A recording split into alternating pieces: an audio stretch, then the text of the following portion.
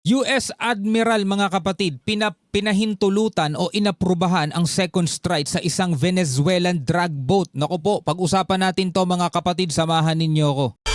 I'm just a young nigga chillin' on it. First time I seen ice was a Alright mga tol, welcome ulit sa ating bagong video, reaction, review, commentary, opinion, criticism sa mga maiinit na balita ngayon. Etong source ng balitang ating pag-uusapan ay mula rito sa Net25 News and Information. Sabi nga nung ibang nagko-comment, News 25 lang daw ang nagsasabi ng totoong balita. Okay, so sa mga nagko-comment na fake news, mag-search kasi kayo. Diba? So eto nga mga kapatid, no, pinahintulutan daw ni US Defense Secretary Pete Hegseth ang isang admiral na magsasagawa ng second strike no, sa bangkang pinaghihinalaang may dalang droga. Ito very controversial mga tol. Sabi nila hindi daw kasi to dumadaan sa korte o sa tamang proseso. Basta sinabing ito'y may dalang drug, etong bangkang to, titirahin niya ng Amerika. Diba? Kumbaga parang inihahalin tulad doon sa EJK mga tol, no? Na issue din syempre kay dating Pangulong Duterte. So ngayon, samahan ninyo ako at bigyan natin to ng reaksyon. Talakayin natin to, bigyan natin ng pag-aanalisa, bigyan natin to ng komento, samahan ninyo ako. Bago natin to simulan, huwag mong kalimutan mag-subscribe, click mo na rin ang notification bell para ma-notify ka pag may mga bago tayong reaction video tulad nito. At syempre kung ikaw naman ay nanonood sa ating FB page, huwag mo rin kalimutan mag-follow and like. Maraming salamat sa ating mga bagong followers. Huwag na natin patagalin pa, panoorin na natin to mga tol. Defense Secretary Pete Hegseth ang isang admiral na atakihin ulit ang isang bangka na pinaghihinalaang may lamang droga. Paglilinaw ito ng White House ukol sa kinikwestyong second strike sa sinasabing Venezuelan drug boat na ikinamatay ng 11 katao. Right sa Mangilit po para sa report. Kinumpirma ng White House na inaprubahan ni Admiral Frank Bradley ng US Special Operations Command ang pangalang beses na pag-atake sa inakasahan nitong drug vessel. Ayon kay Press Secretary Caroline Leavitt, may karapatang legal si Bradley na pahintulutan ang nasabing second strike. President Trump and Secretary Hegseth have made it clear that presidentially designated narco-terrorist groups are subject to lethal targeting in accordance with the laws of war. With respect to the strikes in question on September 2nd, Secretary Hegseth authorized Admiral Bradley to conduct these kinetic strikes. So ngayon, kung kayo ang tatanungin, no, lalong-lalo na ang tinatanong ko rito mga tol, yung kumukundin doon sa ginawang war on drugs ni dating Pangulong Duterte. Hindi ako DDS mga tol. Hindi ako DDS. Pero doon sa mga kumukundin o doon sa mga nagsasabing mali yung ginawang pamamaraan ni dating President Duterte sa kanyang war on drugs. Kasi nga 'di ba, ang daming issue 'di ba?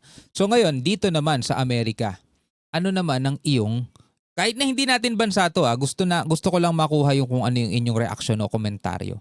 Sa tingin niyo tama ba yung ginagawa ng Amerika na basta sinabi nilang eto'y drug boat, tirahin yan. Pupuntirehin nila yun, i-strike nila yun. Tapos 11 yung nasawi, alam mo yun, nang hindi dumaan sa tamang proseso na kailangan arestuhin muna, di ba? Tiyakin na itong bangkang talaga to is may daladalang mga droga, hulihin yung mga sakay, ikulong, parusahan. Pero hindi ganun ang nangyayari mga tol. Basta sinabing drug boat to, pasabugin ka agad. Ganun yung nangyayari mga tol. Kumbaga, halimbawa na lang yung mga pulis. For example dito sa Pilipinas mga pulis, tamang hinala yung mukha mo Yung kumbaga, mukha kang addict, mukha kang pusher. Hindi ka na inaresto, hindi ka na dinala sa korte, binaril ka na lang bigla. Kasi sabi, nagbebenta ka ng droga. O, di ba? Parang ganun din mga tol. Eto, may nakitang mga bangka naglalayag dito sa karagatan. Sinabi, drug boat yan. Strike nyo. Tapos biglang magpapalipad ng missile, pasasabugin yung bangkang yon. Hindi na dumaan sa proseso na sigurado ba kayo na talagang drug boat yan. Dapat hinuli nyo na lang muna, pinakita nyo na yung bangkang yon ay talagang may laman. Kasi yun yung issue ngayon mga tol. Hindi ako nagsasabi niya na yan ay nakikita lang din natin sa mga balita. Yun yung mga question. Yun yung mga tanong. Bakit ganun ang ginagawang pamamaraan? Diba? Kaya gusto ko lang makuha kung ano yung opinion ninyo dyan. So tuloy natin to.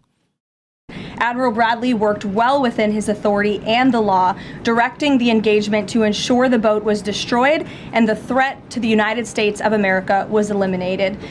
So threat yun para sa kanila. Basta nakita nila yan, naglalayag ng bangkang dyan, tirahin nyo agad.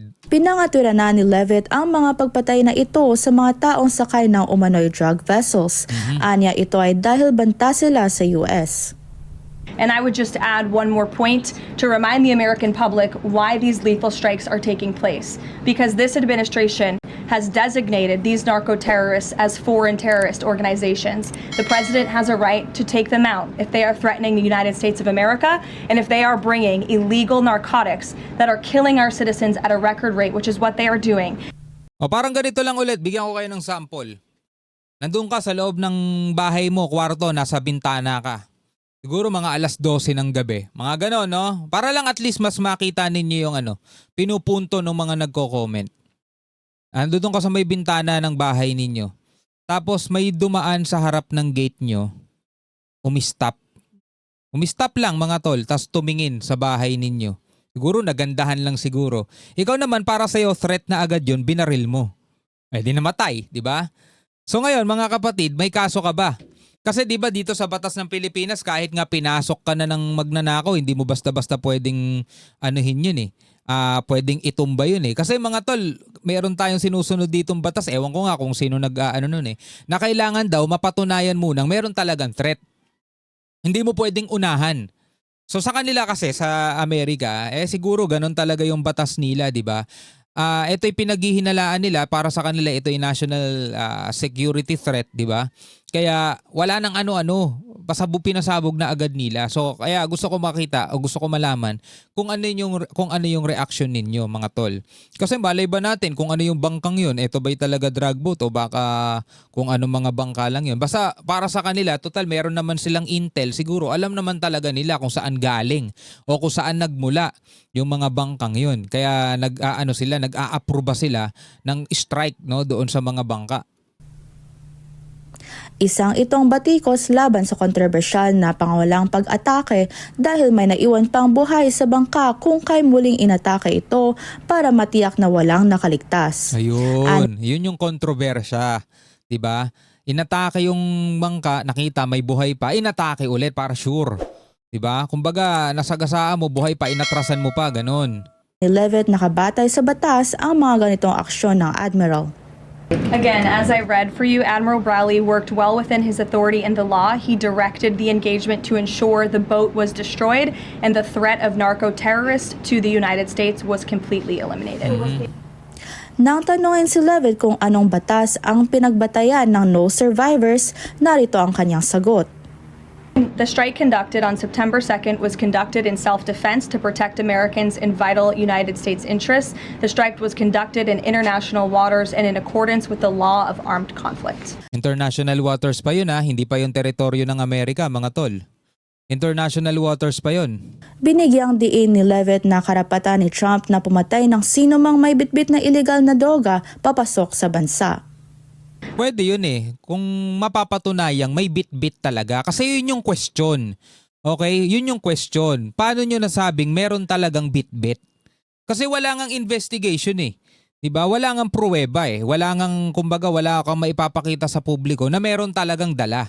Yun yung kini-question mga tol ng ibang media, ng ibang mga nanonood o nagbibigay ng reaksyon tungkol dito. Yun yung question. Wala kasing maipakitang pruweba na may bit-bit talaga. However, the president has made it quite clear that if narco-terrorists, again, are trafficking illegal drugs towards the United States, he has the authority to kill them. And that's what this administration is doing. Isa sa mga hindi pa nasasagot kung bakit pinasabog ng 2 beses ang nasabing bangka ay ang natira na lang na buhay ay 2 tao na nakakapit sa kung anuman ang natirang lumulutang sa sumabog na sasakyan. Raisa Mangilit para Diba? O eto mga kapatid dahil nga pinapakita ko sa inyo, wala tayong pinapanigan. Eto'y balanseng pagbibigay ng komento at balanseng pagbibigay ng reaksyon. Ngayon, gusto ko kayong maging involved, gusto ko malaman ang inyong opinion at reaksyon. Sa tingin ninyo, tama ba o makatarungan ba yung ginawang aksyon ng Amerika na basta-basta na lang pinasabog yung boat na yon na hinihinalang drug boat daw, at nung may nakitang buhay pa, tinira ulit ng pangalawang beses para talagang sure walang, alam mo yun, walang survivors. Diba? Ngayon, ang tanong, ang question kung bakit controversial to, kasi walang ipinakitang pruweba, walang ipinakitang datos man lang na nagsasabing eto'y drug boat talaga. Basta sinabi, drug boat to. O, paniwalaan na lang basta. Tas tinira nila, bigay pa na second strike kasi may buhay pa. Kumbaga walang ang pinagkaiba doon sa controversial din, mga kapatid, na naging war on drugs ni dating Pangulong Duterte na sinasabing EJK kasi hindi na dumaan sa due process. Diba? Kumbaga on the spot, pinaghihinalaan ka, tinumba ka na agad doon sa pwestong yun. 'Di ba? Sa pamamagitan lang ng paghihinala, pero wala namang katibayan, wala man lang pruweba, o kaya yung sinasabi ng iba, tinanim lang daw yung pruweba. Kumbaga parang ganun. Nagbigay pa nga ako ng example kanina, what if may dumaan lang sa tapat ng bahay ninyo? 'Di ba? Tumingin sa bahay ninyo, malay natin kung nagandahan lang ba siya. Kaso bigla mong pinaputokan agad, natumba. Threat ba agad 'yon pag tumingin lang sa bahay ninyo, 'di ba? Ewan ko kung nagigets ninyo yung points kung nagigets ninyo yung ibig ko sabihin. Pero ako kasi nagigets ko yung mga nagko-question. Yung mga bumabati ko, sa nagigets ko yung mga kumukondena dito sa action na to na ginagawa, na pinapahintulutan ni US President Donald Trump. Ano masasabi nyo rito? Comment na lamang kayo sa ibaba. Hanggang sa muli, ako nga pala si Shobaldi. Peace out.